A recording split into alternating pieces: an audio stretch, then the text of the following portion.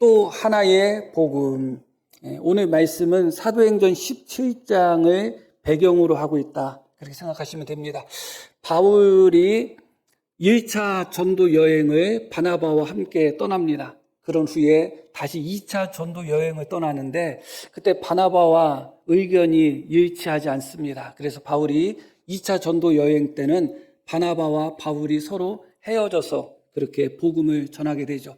바울은 2차 전도 여행 때 소아시아 지역에서 복음을 전하고자 하는 간절한 열망이 있었습니다. 그런데 하나님의 성령이 소아시아 지역에서 복음을 전하는 것을 허락하지 않는 거예요. 가는 곳마다 막히고 복음을 전할 수 없는 거죠. 그래서 바울이 왜 이런가 할 때 바울이 꿈에 환상을 보았는데 마게도냐 사람이 바울의 환상 속에 나타나서 손짓하면서 우리를 도와달라. 그렇게 손짓하면서 말하는 그 장면을 꿈의 환상으로 봅니다. 그때 바울은 생각하죠. 하나님께서 나로 하여금 소아시아 지역이 아니라 마게도냐 지역에 가서 복음을 전하라고 하시는구나. 그렇게 생각하고 자신의 생각은 소아시아 지역이었지만 그 꿈의 환상을 본 후에 바울은 2차 선교 여행의 방향을 마게도냐 지역, 유럽이죠. 그쪽으로 옮깁니다. 그런 후에 마게도냐 지역의 첫 성이라고 할 수 있는 빌립보에 도착합니다. 빌립보에서 한 여인에게 복음을 전하면서 복음이 거기서 또 퍼지게 되죠. 그러다가 점치는 귀신이 있었는데, 귀신 들린 여종이 있었는데 바울이 그 점치는 귀신이 들린 여종을 고쳐줬어요. 그러다 보니까 여종에게는 여러 명의 주인이 있었습니다. 그 사람들이 이 여종이 점을 치는 것으로 말미암아 이익을 얻었는데 귀신이 떠났으니까 더 이상 점을 못 치잖아요. 그러다 보니까 자기들에게 큰 손해가 찾아온 것을 알고 바울 일행을 모함합니다. 모함해서 바울이 그때 신라와 함께 매를 맞고 옷 벗김을 당하고 아주 심하게 매를 맞았다고 해요. 그 상태에서 빌립보 감옥에 갇힙니다. 아시는 바와 같이 그때 바울과 신라는 그 빌립보 감옥에서 하나님께 찬송하고 하나님께 기도한 것을 우리는 다 아실 것입니다. 옥문이 열리는 기적이 나타났죠. 그런 후에 바울이 빌립보에서 떠나서 두 번째로 가서 복음을 전한 곳이 어디냐? 데살로니가입니다. 데살로니가 가서 복음을 전하는데 3주 동안 복음을 전하게 됩니다. 짧은 기간이죠. 아마 더 오랫동안 복음을 전하기를 원했을 텐데 3주 동안 복음을 전하는데 그때 3주 동안 복음을 전할 때 많은 이방인들, 많은 헬라 사람들이 예수님을 믿는 거예요. 그리고 많은 경건한 귀부인들이 또 예수님을 믿어요.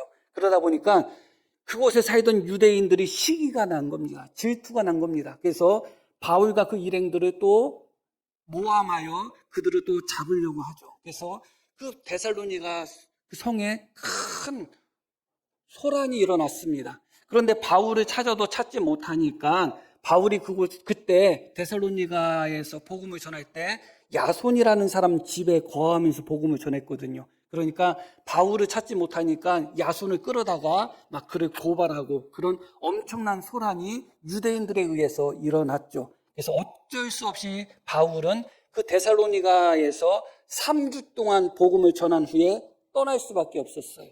그것이 이제 사도행전 17장에 나오는데 10절 말씀부터 한번 볼게요. 밤에 형제들이 곧 바울과 실라를 베레아로 보내니 이렇게 말씀이 나와요. 밤에 떠났다. 얼마나 급박했는지를 보여주는 거죠. 더 이상 데살로니가에서 복음을 전하지 못하고 밤에 그곳을 떠날 수밖에 없는 바울의 심정을 우리가 먼저 이해할 필요가 있습니다. 밤에 형제들이 곧 바울과 실라를 베레아로 보내니 그들이 이르러 유대인의 회당에 들어가니라. 베레아에 있는 사람들은 데살로니가에 있는 사람들보다 더 너그러워서 간절한 마음으로 말씀을 받고 이것이 그러한가 하여 날마다 성경을 상고함으로 이렇게 말씀이 이어지죠. 이어서 이제 베레아라는 곳에 가서 복음을 전했는데 이 베레아 사람들은 데살로니가 사람들보다 더 신사적인 사람이었다. 더 너그러운 사람이었다. 데살로니가 사람들은 어떻게 했죠? 바울이 전한 복음을 듣고 많은 사람들이 예수님을 믿으니까 시기 질투하고 바울을 대적했는데 베레아 사람들은 그러지 않았다는 겁니다. 여기서 베레아 사람이라고 할 때 중심에 있는 사람들은 유대인입니다. 그러니까 이방인까지 다 포함해서 하는 말이지만 유대인이 그 중심에 이 말씀 속에 있다, 그렇게 생각하면 됩니다. 베레아에 있는 유대인들은 바울이 전하는 말씀을 듣고 무조건 대적하고 무조건 반대한 것이 아니라 그들은 마음이 너그러웠다는 거예요. 그들은 마음이 신사적이어서 바울이 전한 복음, 자기들이 알고 있는, 유대인으로서 알고 있는 것과 다른 부분이 있지 않았겠어요. 예수님을 전하니까. 그래도 신사적이고 너그러운 마음을 가져서 그것을 받아들였다는 겁니다. 그런데 자기들이 알고 있는 것과 다르니까 어떻게 했다고요? 성경을 상고했다, 그렇게 말씀이 나와요. 그러니까 처음부터 무조건 반대하고 시기하고 대적하고 그런 모습을 보이지 않았다는 겁니다. 그래서 베레아에서 많은 열매를 맺게 되는데 이어지는 말씀 보면 그 중에 믿는 사람이 많고 또 헬라의 기부인과 남자가 적지 아니하다. 그 중에 믿는 사람이 많았다는 것은 유대인을 의미해요. 이어지는 말씀 속에서 보면 헬라의 기부인과 남자가 적지 아니했다고 나오니까 앞부분에는 유대인을 의미한다고 보면 돼요. 많은 유대인들이 베레아에서는 예수님을 믿는 겁니다. 이방인들도 역시 남자가 적지 아니했다, 그렇게 말씀처럼 유대인과 이방인들이 베레아에서 많이 예수님을 믿었죠. 그랬더니 어떤 일이 일어났는가? 데살로니가에 있는 유대인들은 바울이 하나님의 말씀을 베레아에서도 전하는 줄을 알고 거기도 가서 무리를 움직여 소동하게 하였다. 베레아 사람들은 신사적이고 너그러운 사람들이기 때문에 바울이 전한 복음을 듣고 자기들이 생각한 것과 달랐다 할지라도 그 복음을 받아들인 후에 성경을 상고하며 결국은 예수님을 믿었다, 그렇게 말씀이 나와요. 그래서 베레아에서는 아무런 문제가 없어요. 아무런 반대도 없고 아무런 핍박도 없습니다. 그런데 문제는 데살로니가에 있는 유대인들이 그 소식을 들은 거예요. 바울이 데살로니가에서 복음을 전했던 바울이 도망가서 베레아에서 복음을 전하는데 베레아에서도 많은 사람들이 예수님을 믿는다는 소문을 듣고 데살로니가에서부터 베레아에까지 와가지고 무리를 소동했다는 겁니다. 그때 당시에 그 데살로니가와 베레아의 거리는 80km 정도 돼요. 뭐 지금도 80km라면 뭐 가까운 거리는 아닙니다. 근데 그때 당시에는 차가 있어요, 뭐가 있어요? 아무것도 없는데 80km나 떨어진 다른 성, 전혀 관계가 없잖아요. 베레아와 데살로니가 무슨 관계가 있어요? 80km나 떨어져 있는데. 그런데 데살로니가 사람들이 베레아까지 찾아가서 80km나 떨어진 베레아까지 가서 바울 일행과 예수 믿는 사람들을 박해했다는 거예요. 그만큼 데살로니가 사람들이 어떻다는 거예요? 악질이었다는 거죠. 그만큼 예수님을 믿는 사람들을 심하게 핍박하는 사람이었다는 거예요. 그래서 베레아에서는 아무 일도 없었는데 데살로니가에 있는 유대인들이 찾아와서 베레아에서 말씀 전하는 바울 일행을 방해했기 때문에 어쩔 수 없이 바울이 그곳도 떠나게 됩니다. 이어지는 말씀 계속 볼게요. 형제들이 곧 바울을 내보내어 바다까지 가게 하되 실라와 디모데는 아직 거기 머물더라. 급박하고 또 여러 가지 사정이 있었기 때문에 바울 혼자만 떠납니다. 그리고 실라와 디모데는 베레아에 아직 머물렀다. 이어지는 말씀, 바울을 인도하는 사람들이 그를 데리고 아덴까지 이르러 그에게 실라와 디모데를 자기에게 속히 오게 하라는 명령을 받고 떠났다. 그러니까 베레아에서 바울이 어디로 떠났다는 거예요? 아덴으로 떠났다. 근데 그때는 혼자 떠났다, 그렇게 말씀이 나와요. 혼자 떠나서 그 자기를 인도한 사람들에게 돌아가서 실라와 디모데도 빨리 나 있는 곳으로 오게 해달라고 전달해달라, 그렇게 이야기한 겁니다. 그래서 이제 바울은 아덴에 있습니다. 아덴과 베레아는 한 400km 정도 떨어진 거리에 있어요. 그리고 아덴과 데살로니가는 한 500km 정도 떨어진 거리가 있어요. 그러니까 지금으로 저도 400km, 500km는 엄청나죠. 그런데 바울 마음에는 너무너무 걸리는 거예요. 누가 걸리냐? 데살로니가 교회 성도들이 걸리는 거죠. 3주밖에 복음을 전하지 못했어요. 더 오래 있으면서 복음을 전했어야 되는데 유대인들의 박해가 너무 심해서 3주밖에 복음을 못 전했어요. 그리고 떠날 때도 제대로 작별 인사도 못하고 떠났어요. 밤에 급히 떠나다 보니까 자기가 복음을 전했던 데살로니가 성도들과 작별조차 하지 못했어요.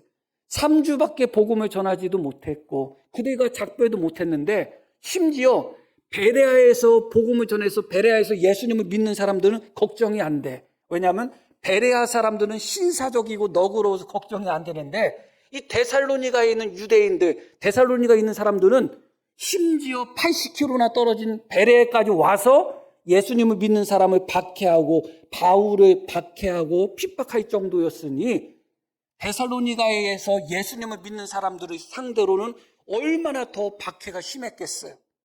충분히 이해가 가죠. 그러니까 바울이 아덴에 와서 복음을 전하면서도 이 데살로니가 교회 걱정으로 마음이 편하지 않은 거예요. 내가 더 거기서 복음을 전했어야 되는데, 그들과 더 오래 있었어야 되는데, 작별조차 하지 못했는데, 데살로니가 사람들은 베레아 사람들과 비교할 수 없을 정도로 예수님을 믿는 사람들을 포악하게 핍박하는 그런 사람들인데, 그런 마음 가운데 염려가 가득한 거예요. 당연히 염려가 가득하지 않겠어요? 그래서 오늘 읽으신 말씀이 거기서부터 시작이 됩니다. 자, 본문 2장 17절로 돌아갑니다. 형제들아, 우리가 잠시 너희를 떠난 것은 얼굴이요 마음은 아니니 너희 얼굴 보기를 열정으로 더욱 힘썼노라. 잠시 너희를 떠났다. 바울은 그렇게 표현합니다. 근데 여기 떠났다는 단어가 원래 어떤 단어냐면 고아가 됐다, 그런 단어예요. 그러니까 고아가 돼서 부모를 잃어버렸다 의미가 담겨 있는, 그러니까 떠난 것이 그냥 친구끼리 그냥 안녕하고 그냥 작별하고 떠나는 정도가 아니라 자식이 부모를 잃어버리는 그 정도의 떠남을 이야기하는 겁니다. 그러니까 바울에게 있어서 데살로니가를 떠나고 데살로니가 성도들과 이별한 것은 마치 아이가 부모를 잃어버린 것 같은, 부모를 떠난 것 같은 그런 큰 아픔이었다는 거예요. 그래서 바울은 떠났다는 단어를 고아가 되었다는 의미의 단어를 사용한 겁니다. 우리가 너희를 떠난 것이 마치 아이가 부모를 떠나서 고아가 된 것처럼 그렇게 마음이 아프다. 그래서 너희 얼굴 보기를 어떻게 한다? 열정으로 힘썼다. 그 내용이 18절에 나옵니다. 어떻게 힘썼는가? 그러므로 나 바울은 한 번, 두 번 너희에게 가고자 하였으나 사탄이 우리를 막았도다. 사탄이 막았다는 의미는 여러 가지로 이해할 수가 있습니다. 그런데 중요한 것은 무엇이냐? 바울은 그런 데살로니가 교회에 다시 방문하고자 하는 마음이 있었고 실제로 다시 방문하려고 한 번, 두 번 계속 시도를 했다는 거예요. 그런데 결국은 사탄이 우리를 막았다는 말씀처럼 그것이 불가능해진 거예요.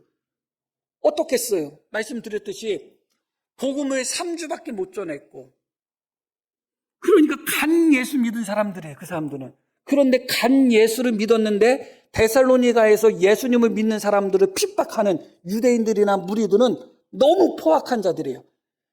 베레아까지 쫓아가서 예수님을 믿는 사람들을 방해하고 핍박할 정도로, 그 정도로 악한 사람들이에요. 그러니까 바울의 마음은 안절부절 못하는 거죠. 내가 다시 이들을 방문하고 이들을 다시 찾아가야 되는데 그런 마음이 가득한데 사탄이 우리를 막았다. 어떤 문제가 있었든 물론 설명될 수 있는 부분이 있지만 오늘 말씀의 핵심이 아니기 때문에 말씀을 드리지는 않아요. 여하튼 계속 시도했지만 실패하고 마른 겁니다. 그때 바울의 심정은 어떤 심정이었다고요? 마치 부모를 잃어버린, 부모를 떠나보낸, 그래서 고아가 된 아이의 심정과 같았다고 표현합니다. 그래서 오늘 본문 다시 3장 1절로 보면 이렇게 말씀이 시작이 돼요. 이러므로 우리가 참다 못하여 이렇게 표현이 되죠. 5절도 말씀을 보겠습니다. 이러므로 나도 참다 못하여, 이 두 번이나 나오는 거예요. 너무 걱정되고 너무 염려되는 거예요. 내가 가고 싶어서 몇 번 시도했는데도 안 돼. 그래서 견디다 못해, 참다 못해 어떻게 하기로 결정했냐면 디모데를 보내는 것으로 결정한 겁니다. 어디서 디모데를 보내느냐? 아덴에서 디모데를 보내요. 사도행전에서는 그 말씀이 나오지 않지만 데살로니가에서 그 말씀이 나오는 거예요. 내가 갈 수 없다면 예수님을 믿은 지 몇 달 되지 않은, 지금으로서는 몇 달 정도의 시간이 흐른 거예요. 바울이 복음을 전한 기간은 3주지만 시간이 흐른 것은 지금 바울이 베레아에서 복음을 전하고 아덴까지 왔기 때문에 몇 달의 시간이 흐른 겁니다. 그러나 바울의 염려와 걱정은 벌어지지가 않죠. 그래서 내가 가지 못하면 디모데라도 보내야 되겠다 해서 우리가 참다 못하여 디모데를 보냈다. 그렇게 말씀이 나옵니다. 다시 5절 말씀을 볼게요. 이러므로 나도 참다 못하여 너희 믿음을 알기 위하여 그를 보내었노니 이는 혹 시험하는 자가 너희를 시험하여 우리 수고를 헛되게 할까 함이니. 이 시험하는 자가 누구죠? 사탄을 의미하는 겁니다. 자, 바울은 데살로니가 교회를 다시 방문하려고 했는데 누가 막았어요? 사탄이 막았어요. 그리고 바울은 그래서 데살로니가 교회에 방문하지 못해요. 바울은 그곳에 없어. 바울은 데살로니가의 교회에 갈 수 없는데 문제는 이 사탄이 바울을 막았을 뿐만 아니라 데살로니가 교회 성도들을 또 어떻게 한다고요? 시험하는 거예요. 자기는 그곳에 없는데 데살로니가 교회 성도들은 예수님을 믿은 지 얼마 되지 않아요. 그런데 핍박이 너무나 강해. 그것만 가지고도 신앙생활을 지킨다는 것이 어려운 문제인데 핍박이 강할 뿐만 아니라 사탄의 유혹도 미혹도 그곳에 있는 거예요. 그런데 문제는 뭐예요? 자기는 갈 수가 없어. 그래가지고 참다 못해 디모데를 보냈다. 자, 1절 말씀부터 다시 또 볼게요. 이러므로 우리가 참다 못하여 우리만 아덴에 머물기를 좋게 생각하고 우리 형제 곧 그리스도의 복음을 전하는 하나님의 일꾼인 디모데를 보내노니 이는 너희를 굳건하게 하고 너희 믿음에 대하여 위로함으로 아무도 이 여러 환난 중에서 흔들리지 않게 하려 함이라. 이렇게 말씀이 나옵니다. 이 흔들린다는 것은 개가 꼬리를 친다고 할 때 그 흔들림이에요. 그러니까 개가 꼬리를 막 흔들어. 그 정도로의 단어의 의미다. 그렇게 이해하시면 됩니다. 자, 왜 디모데를 보냈는가? 다시 2절 말씀 볼게요. 너희를 굳건하게 하고 예수님을 믿은 지 얼마 되지도 않았는데 너무나 많은 핍박도 있고 또 거기에는 스승이 없어요. 지도자가 없어요. 목회자가 없어요. 그런 상태에서 사탄의 시험이 그들을 시험하고 있기 때문에 그들이 흔들릴 수밖에 없잖아요. 그래서 디모데를 보내면서 너희를 흔들리지 않게 굳건하게 하고 너희 믿음에 대하여 위로하기 위하여 디모데를 보냈다. 그렇게 말씀이 나옵니다. 당연한 선택이지 않을까 생각합니다. 바울의 염려, 걱정 충분히 목회자가 아닌 성도님들도 충분히 이해가 갈 겁니다. 그들이 예수님을 믿은 지 얼마 안 된 그들이 혹시 시험에 넘어가지 않을까? 예수님을 믿은 지 얼마 안 된 그들이 핍박 때문에 하나님을 버리지는 않을까? 예수님을 믿은 지 얼마 되지 않은 그들에게 지도자가 없는데, 목회자가 없는데 그들이 시험을 당하면 어떻게 될까? 이런저런 염려가 많은 거예요. 그래서 그들을 위로해야 되겠다. 그들의 신앙을 굳건하게 붙들어야 되겠다. 그들이 유혹에, 미혹에 흔들리지 않도록 해야 되겠다. 그런 마음으로 디모데를 보냈습니다. 그런 후에 6절 말씀부터 디모데가 갔다가 온 후에 디모데의 보고가 시작이 되는 겁니다. 지금까지는 배경을 바울이 설명한 거예요. 내가 왜 너희에게 디모데를 보냈는지 그 배경을 설명하고 있는 겁니다. 그리고 6절 말씀부터 디모데가 돌아온 거예요. 자, 지금은 디모데가 너희에게로부터 와서, 그러니까 갔다가 온 거예요. 거리가 어느 정도 된다고요? 한 500km 정도 돼요. 그러니까 보통 한 번 여행하려면 한 달 정도 걸리는 거리거든요. 왔다 갔다만 해도 한 2달 걸리지 않았겠어요? 지금은 디모데가 너희에게부터 왔다. 이때는 바울이 어디에 있을 때냐면 사도행전 18장에 보면 바울이 아덴에서 복음을 전하다가 고린도에 가서 복음을 전해요. 그러니까 디모데를 보냈을 때는 어디서 보냈느냐? 아덴에서 보냈는데 디모데가 돌아올 때는 어디에서 맞이했다고요? 고린도에서 맞이했습니다. 그런데 고린도도 말도 못할 정도의 핍박이 있었던 곳이거든요. 바울이 이러다가 내가 죽는 게 아닌가, 죽음까지 생각할 정도로 핍박이 있었던 곳이 고린도예요. 심지어 그래서 하나님이 바울에게 나타나셔서 두려워하지 말라. 그렇게 바울을 환상 중에 바울에게 위로까지 했던 곳이 고린도거든요. 바로 그 고린도에 있을 때 디모데가 돌아와서 데살로니가 교회에 대한 소식을 전합니다. 이렇게 전해요. 지금은 디모데가 너희에게부터 와서 너희 믿음과 사랑의 기쁜 소식을 우리에게 전하고, 그렇게 말씀이 나오죠. 디모데가 너희에게 가서 소식을 전하는데, 너희 소식을 전하는데 너희의 믿음, 너희의 사랑, 기쁜 소식을 우리에게 전했다. 데살로니가 1장 3절에 믿음의 역사, 사랑의 수고, 소망의 인내라는 말씀이 나와요. 데살로니가 교회가 그런 교회였어요. 예수님을 믿은 지 얼마 되지 않았지만 믿음의 역사가 있었던 교회고, 사랑의 수고가 있었던 교회고, 소망의 인내가 있었던 교회거든요. 그런데 디모데가 그것을 보고한 겁니다. 그들의 믿음이 어떤지, 그들의 믿음에 어떠한 역사가 나타나고 있는지, 그들의 사랑이 어떠한지, 그들의 사랑에 어떤 수고가 있는지, 그들이 어떻게 예수님을 잘 믿는지를 전했다.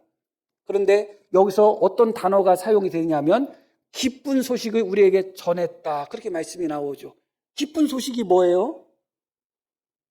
그게 복음이에요. 이 단어는 복음을 전했다고 할 때 그 단어와 똑같은 단어예요. 바울 서신에 복음을 전한다, 복음을 전한다, 복음을 전했다, 복음을 들었다, 그렇게 20번 정도가 나오는데, 이 단어가 나오는데 한결같이 복음을 전하는 데 사용이 되는 겁니다. 무슨 말씀인지 아시죠? 그러니까 이 단어를 기쁜 소식이라고 하면 조금 덜 이해할 수밖에 안 돼요. 어떻게 이해하셔야 되냐, 이 단어를 복음이라고 이해하셔야 돼요. 복음. 디모데가 너희에게서 돌아와서 나에게 너희의 믿음과 사랑에 관한 복음을 전해 주었다. 바울에게 있어서는 데살로니가 교회 성도들의 믿음의 삶, 믿음의 역사, 사랑의 수고, 그렇게 하나님을 믿는 그들의 삶이 바울에게 있어서는 하나의 복음이었다. 마치 예수님이 우리를 위하여 돌아가시고 예수님이 우리를 위하여 돌아가심으로 말미암아 우리가 구원받았다는 것이 복음이잖아요. 그 복음을 듣는 것과 똑같은 그런 마음의 작용이 바울에게 나타났다는 겁니다. 놀라운 거죠. 데살로니가 교회 성도들의 믿음과 사랑이 바울에게 또 다른 누군가에게는 또 하나의 복음이었다는 거예요. 그래서 말씀이 어떻게 이어지냐면 이렇게 이어져요. 6절, 7절. 이러므로 형제들아, 우리가 모든 궁핍과 환난 가운데, 데살로니가 교회 성도들도 큰 환난 가운데 있었지만 바울도 역시 큰 환난 가운데 있었어요. 근데 여기는 무엇이 또 포함이 돼요? 궁핍도 포함이 되죠. 아주 물질적으로라도 어려웠고 큰 핍박도 있고 반대도 있었어요. 그래서 고린도에서 어떤 일까지 있었냐면 바울이 자기 옷을 털면서 내가 다시는 유대인들에게 복음을 전하지 않겠다, 그렇게 이야기하는 장면까지 나와요. 그만큼 고린도에서는 바울에 대한 반대와 핍박이 강했어요. 그러니까 바울이 지금 데살로니가 교회의 소식을 디모데에게 듣는 이 순간에 바울도 많은 궁핍과 많은 환난 가운데 있었다는 겁니다. 그런데 그런 상태에서 너희 믿음으로 말미암아 너희에게 위로를 받았다. 이게 복음이 아니면 뭐가 복음이겠어요? 많은 궁핍과 모든 환난 가운데서 큰 고통과 괴로움 가운데 있는 바울에게 데살로니가 교회 성도들이 어떻게 하나님을 잘 믿고 어떻게 사랑의 수고를 하며 어떻게 사도들을 보고 싶어 하는지의 이야기를 전했을 때 그것이 바울에게 있어서는 모든 궁핍과 환난 가운데서도 자기에게 큰 위로가 될 정도의 복음이었다는 겁니다. 그게 복음인 거죠. 하나님의 복음이 우리에게 위로가 되지 않는다면 그게 복음이겠어요? 하나님의 복음은 우리에게 위로가 되고 소망이 되고 기쁨이 되잖아요. 그러니까 복음인 거죠. 데살로니가 교회 성도들이 믿음 생활 잘하고 사랑의 수고가 있고 그들이 바울 사도를 간절히 보고 싶어 한다는 그 소식 자체가 바울에게는 예수 그리스도의 복음과 똑같은 효과가 있었다. 그래서 그들의 소식으로 말미암아 바울은 궁핍과 환난 가운데서도 큰 위로를 얻었다고 이야기합니다. 이어지는 말씀도 볼게요. 8절. 그러므로 너희가 주 안에 굳게 선즉, 굳게 선다는 것은 그들이 믿음 생활 잘하고 있다는 거죠. 뭐라고 나와요? 우리가 이제는 살리라. 이 살리라는 단어는 병에서 회복되는 것, 혹은 죽음에서 부활하는 것, 그런 등등에도 사용되는 단어예요. 모든 궁핍과 모든 환난 가운데 심지어 나 이제 죽겠구나, 생명의 위협까지 느끼는 그 상황 속에서 데살로니가 교회에서 전해온 소식이 바울을 다시 살게 만들었다. 그게 복음 아니면 뭐가 복음이겠어요? 우리를 다시 살게 만들고, 우리로 하여금 다시 한번 새로운 희망을 갖게 만들고, 우리로 하여금 다시 한번 힘을 얻도록 만드는 것, 그게 복음이 아니면 무엇이 복음이겠어요? 근데 놀랍게도 모든 궁핍과 환난 가운데서 바울을 위로했던 것은 데살로니가 교회의 성도들의 믿음이었다. 그것이 바울에게는 또 하나의 복음이 되었다.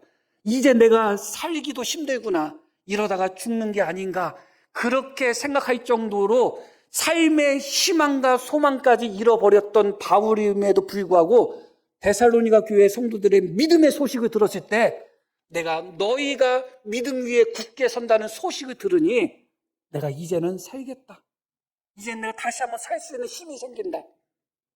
그게 복음이잖아요. 지난 시간에 말씀을 드렸듯이 교회에는 또 다른 십자가, 또 하나의 십자가가 있다고 말씀을 드렸어요. 교회는 예수 그리스도의 십자가가 있어야 돼요. 그러나 예수 그리스도의 십자가 하나만 가지고는 부족하다고 말씀을 드렸어요. 무엇이 있어야 돼요? 자기 십자가가 있어야 돼요. 자기가 져야 되는 십자가가 있어야 돼요. 주님이 우리를 위하여 십자가를 지셨으니, 주님이 나를 대신하여 십자가를 지셨으니 나는 이제 십자가를 안 져도 됩니다. 그렇지 않아요. 주님이 우리를 위하여 십자가를 지셨기 때문에 그 예수님을 따라가는 사람은 무엇을 지고 따라가야 돼요? 자기 십자가를 지고 따라가야 돼요.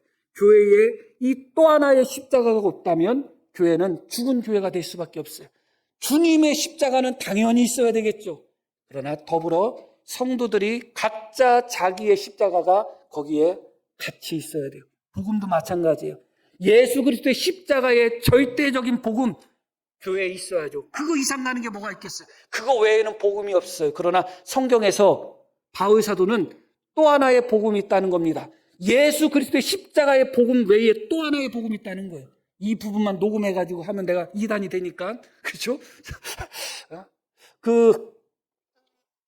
여하튼 그것이 무엇이냐?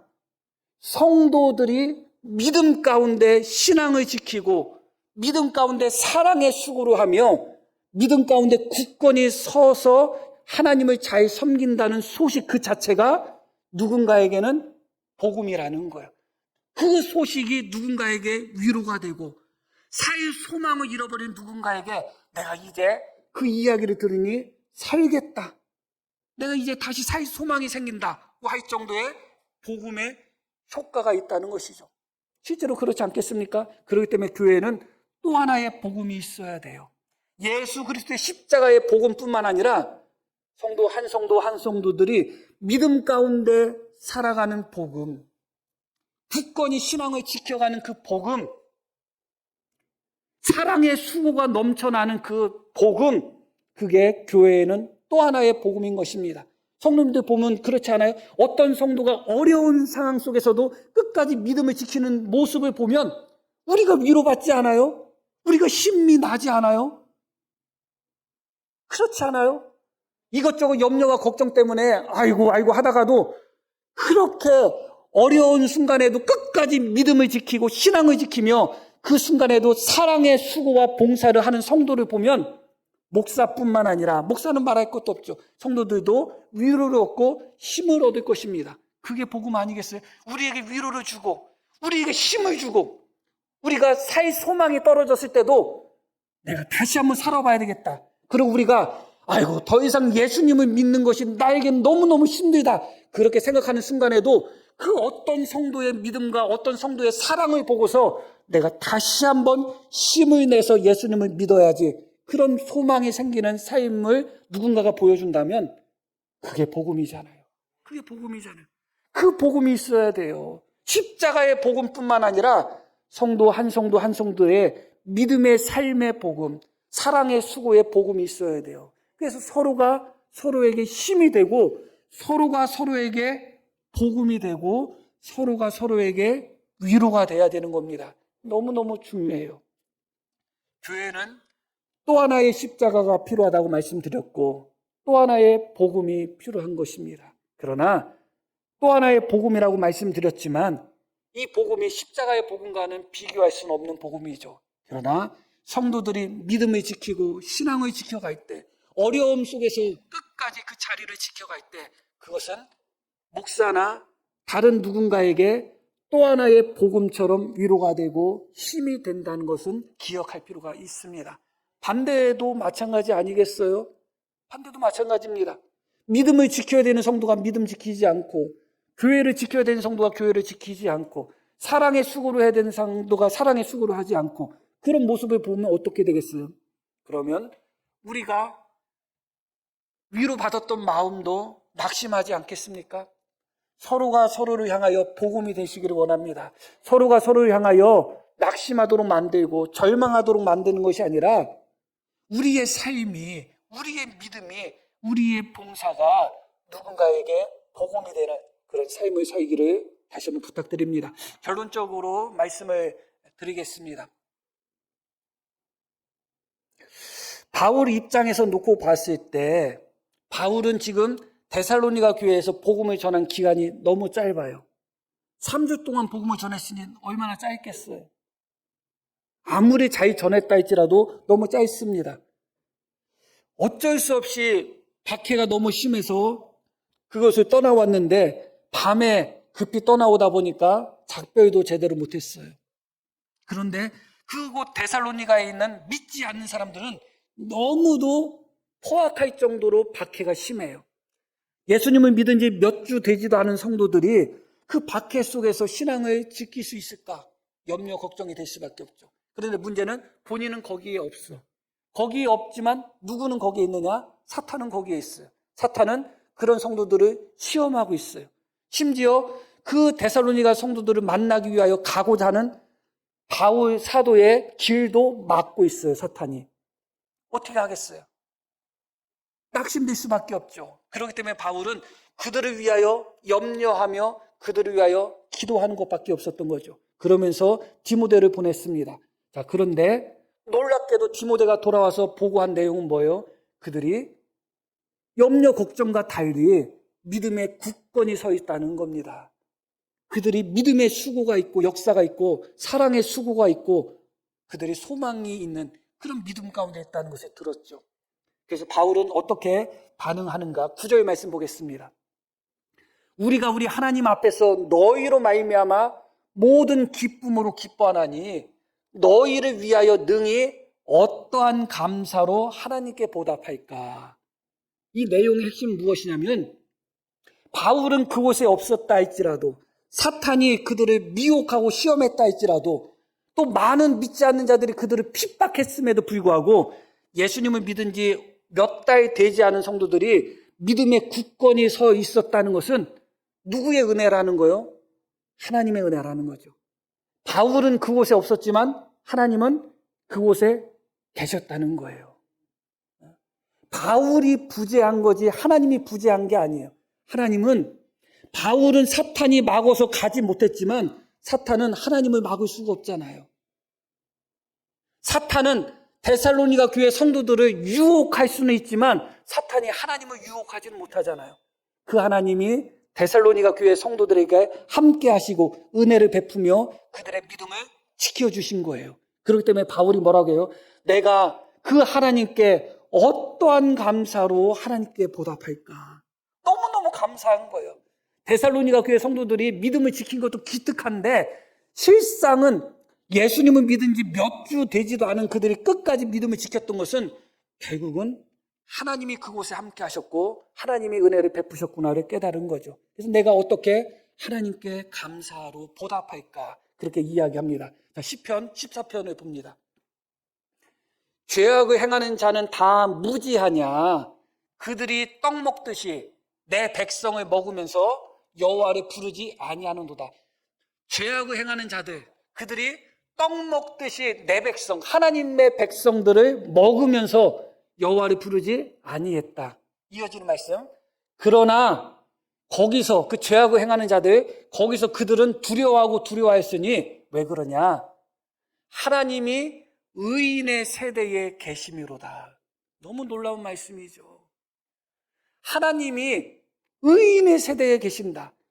믿지 않는 자들, 죄악을 범하는 자들은 믿는 자들, 하나님의 백성들을 떡 먹듯이 그렇게 박해하고 그렇게 모질게 구이지만 하나님은 누구와 함께 계셨느냐? 하나님은 의인의 세대 중에 계셨다. 하나님은 바울은 함께하지 못했지만 하나님은 핍박받는 데살로니가 교회 성도들과 함께한 거예요. 바울은 함께하지 못했지만 하나님은 사탄에 의해서 시험당하는 데살로니가 성도들과 함께하신 거죠. 그래서 6절 말씀 마지막 보면 너희가 가난한 자의 계획을 부끄럽게 하나 오직 여호와는 그의 피난처가 되신다. 그렇게 말씀합니다. 이 하나님의 은혜로 말미암아, 정말 이 하나님의 은혜로 말미암아, 지난주에 대신방에 생각났을 때 헌금 꺼내놔야 되겠네. 대신방을 했잖아요. 뭐 목사가 방문해야 1년에 한두 번 많이 해야 그거밖에 더 하겠습니까? 그러나 하나님은 함께 하시는 것입니다. 목사의 부재가 하나님의 부재는 아니에요. 사탄의 시험이 하나님의 부재는 아니에요. 하나님은 함께 하시는 것입니다. 그렇게 의인의 세대 중에 함께 하시는 하나님의 은혜로 말미암아 우리 교회에 또 다른 십자가가 있기를 원합니다. 우리가 짊어져야 되는 십자가. 그리고 의인의 세대 중에 함께 하시고 도우시는 하나님의 은혜로 말미암아 우리 성도님들의 한 분 한 분의 믿음이 누군가에게 복음이 되는 그런 믿음의 승리가 우리 속에 나타나기를 소망합니다. 자, 우리 들으신 말씀 기억하며 함께 기도하시겠습니다.